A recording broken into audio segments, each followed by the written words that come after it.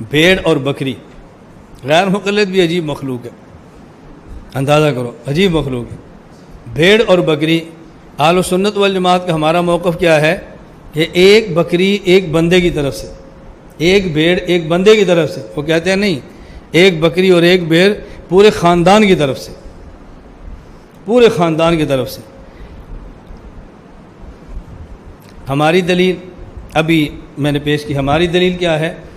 عبداللہ بن عباس رضی اللہ عنہ فرماتے ہیں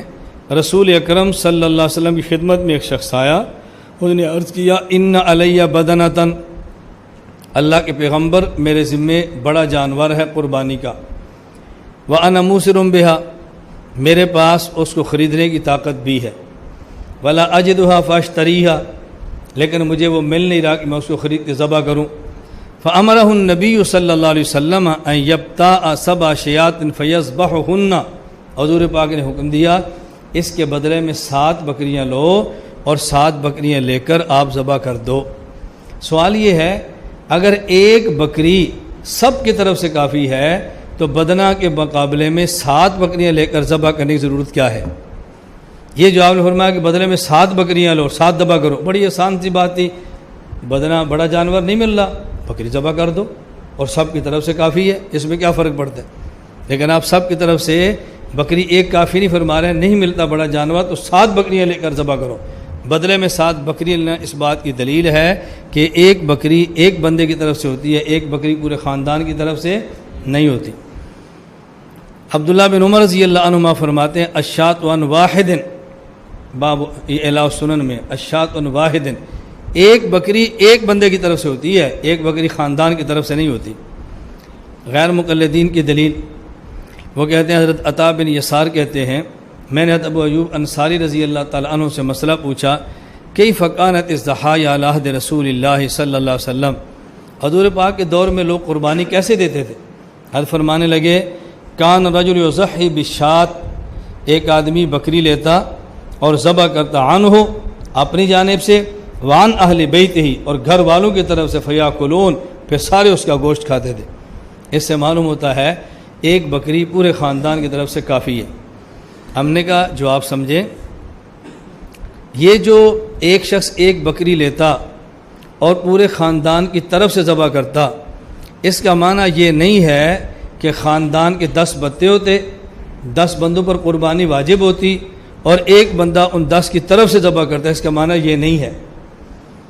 اس کا مطلب یہ ہے کہ اپنے اوپر قربانی واجب ہے، یہ بندہ قربانی اپنی ذبح کرتا ہے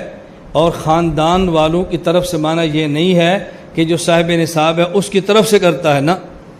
گھر کا سربراہ ہے اور گھر کا سربراہ میں باقی بچے ہیں، بچوں کے اوپر قربانی واجب ہی نہیں ہے، تو یہ ایک قربانی کرے گا اور یہ پورے گھر والوں کے شمار کو سارے کھائیں گے۔ یہ ایک عرف بیان کیا جا رہا، عرف، جیسے ہمارے ہاں کوئی بچے سے پوچھے ابھی قربانی ہم نے دمبا ذبح کیا ہے، بچہ کیا کہتے ہیں؟ ہم نے دمبا ذبح کیا ہے۔ آپ بتاؤ اس بچے کے باپ نے ذبح کیا ہے، بچے نے ذبح کیا ہے؟ بچہ کہتا ہے ہم نے دمبا ذبح کیا ہے، بچے نے ذبح نہیں کیا، وہ کیسے کہتے ہیں ہم نے ذبح کیا؟ یہ عرف بتا رہا ہے کہ ہمارے گھر میں ہمارے باپ نے قربانی دی ہے جو ہم سب کی طرف سے،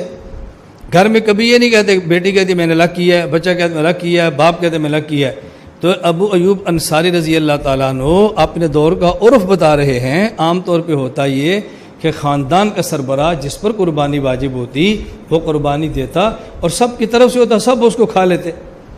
تو بچوں کے اوپر قربانی واجب نہیں ہے، لیکن ماحول میں یہ نہیں ہوتا کہ یہ بچے کی نہیں ہے باپ کی ہے، باپ کی ہے بچے کی نہیں ہے۔ ایک گھر والے قربانی دیتے ہیں اور گھر کا ہر فرد کہتا ہے کہ ہم نے گائے ذبح کی ہے، ہم نے بکری ذبح کیا ہے، ہم نے دمبا ذبح کیا ہے، حالانکہ ہم نے نہیں کیا ہوتا۔ ذبح کرنے والا کسائی ہوتا ہے، گوشت بنانے والا کوئی ہوتا ہے، کھانے والے سارے ہوتے ہیں، عرف بیان کیا جا رہا ہے۔ اور دوسرا اس کا جواب یہ نشین فرمائیں، دوسرا اس کا جواب یہ ہے کہ یہ جو ابو ایوب انصاری فرما رہے ہیں یہ اس طرح ہے کہ ایک آدمی کے اوپر قربانی واجب نہیں ہے، قربانی واجب نہیں ہے، واجب قربانی اس نے دی ہے، اور یہ واجب قربانی کے علاوہ نفلی قربانی ہو، اپنے خاندان کے وہ بندے جن پر قربانی واجب نہیں تھی اپنی نفلی قربانی کے اجر اور ثواب کے اندر اسے بھی شریک کر لیتے، جس طرح حضور اکرم صلی اللہ علیہ وسلم نے اپنے ایک جانور میں پوری امت کے ہر اس فرد کو شامل کیا ہے کہ جو لوگ قربانی نہیں کر سکتے۔ مسند احمد کی روایت موجود ہے، حضرت جابر بن عبداللہ رضی اللہ عنہ فرماتے ہیں صلیت مع رسول اللہ صلی اللہ علیہ وسلم عید الاضحیٰ، ہم نے اللہ کے نبی کے ساتھ عید الاضحیٰ کی نماز پڑھی، فلما انصرف، نماز سے فارغ ہوئے، عطا بکبش، ایک دمبے کو لائے، فذبحوا، آپ نے ذبح کیا، پھر فرمایا بسم اللہ واللہ اکبر، اللہم ان ھذا عنی وعمن لم یضح من امتی، اے اللہ دمبا میری طرف سے ہے اور میری امت کے ہر اس فرد کی طرف سے ہے کہ جو فرد قربانی نہ کر سکے۔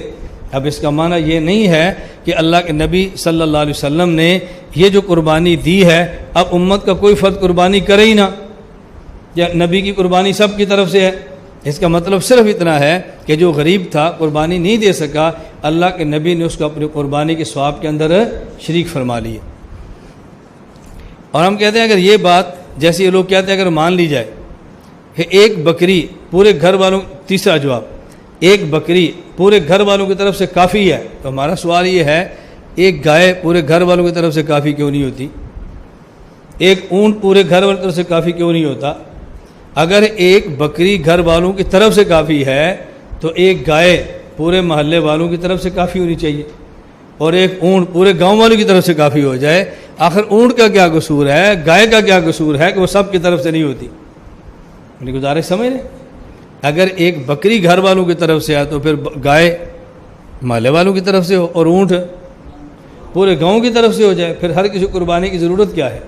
اس لیے امت کو دھوکہ نہ دو، اللہ تعالیٰ ہدایت عطا فرمائے، اللہ کرم فرمائے، امت کو قربانی کرنے دو، قربانی امت کی خراب نہ کرو۔